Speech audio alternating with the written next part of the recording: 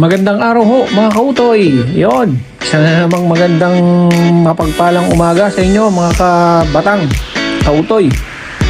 Ito, vlog ho namin ngayon ay papunta naman kami ng Italia sa Europe. So ito ang aming preparasyon.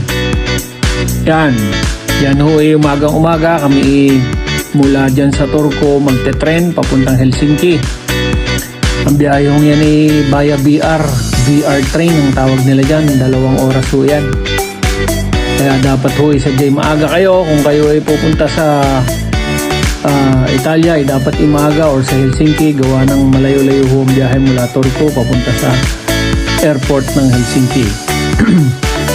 Yan naman dito ho naman halos lahat i-train ang sasakyan natin. Sasakyan ninyo kung kayo ay pupunta din ng Italia. Pagdating namin ng Helsinki, after mga 2 oras mahigit, nandoon na kami sa airport sa Helsinki. Hinahanap na ho namin ang gate namin.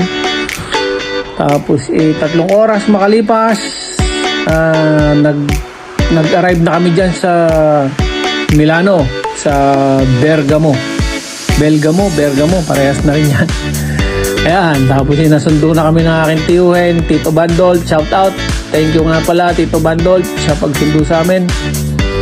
At nakauwi kami ng bahay nila. Tapos kinabukasan, pahinga ng konti, gala. Sinamahan naman kami ni Tutoy Jeb. Shout out Tutoy Jeb, maraming salamat. Ayan, kami lang ho ang sakay ng train. Di ho pala sa Milano yung nakakaarkilan ng train. Kami lang ang sakay.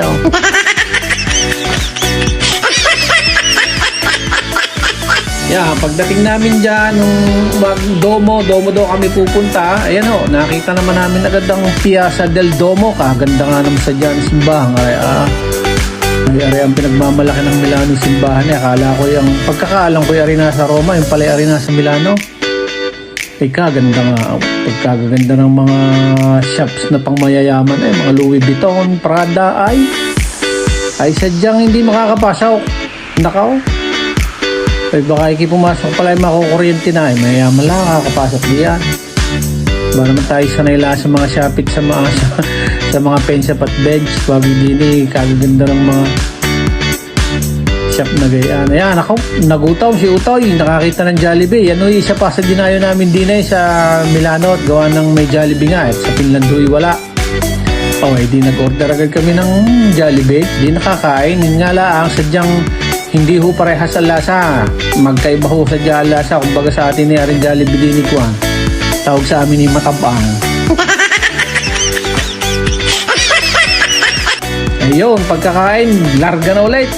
Pumunta naman kami din na Tutoy Jeb sa Jazz. May fountain na yan. Ang tawag daw ho diyan ni Kwan, yung Largo Cairoli. Yan ang tawag nila dyan.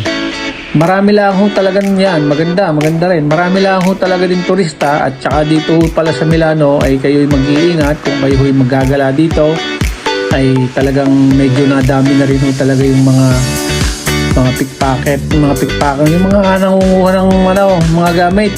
Kaya iingatan nyo ho yung inyong mga cellphone, wallet para ho kayo'y makapaggala ng safe din sa bansang Milano.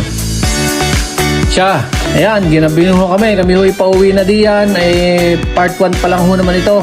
Sa mga susunod ho na vlog namin pupunta naman tayo ng Roma. Maraming salamat to at mag-iingat kayo palagi. God bless mga utoy. Thank you very much for watching. Paki-like and share na lang ho. Thank you.